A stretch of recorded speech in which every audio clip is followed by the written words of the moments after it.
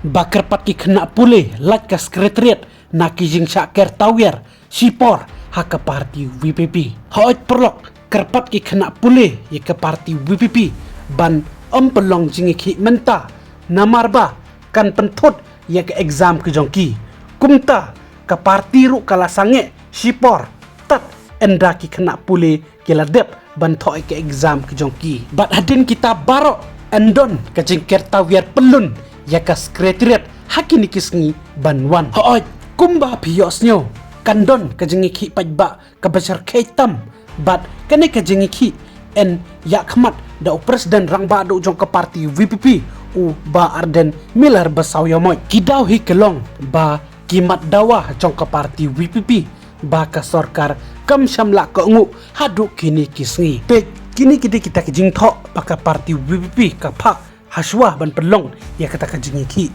teto mentangin ya pulih ya kani kejing thok jong ka parti WPP. The State Executive Committee of the Voice of the People Party WPP in its meeting held on 25th May 2026 has decided to organize a movement of marching and surrounding the Meghalaya Secretariat Shillong after the ongoing student examination are completed, ensuring that academic activities remain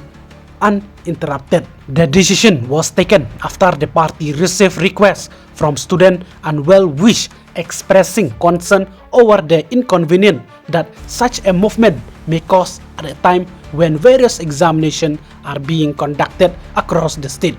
The party, after careful consideration, felt that the interest and future of the student must be given priority. The WPP reiterates its unwavering commitment towards safeguarding the interest, right and aspiration of the people of Meghalaya. Ladang ipai hakabay debat kinikimat baka parti WPP kadawa kalong hadu cipeutli ba ka WPP ka kwa ba ka sarkar ka penteri mardor mo teto perlu komen kumno bisnyo hakabay debat kinikijingeki baka parti WPP ka berten ban perlong te tharai perlok tangkat nei ina syempa da ke next video kublai cibon.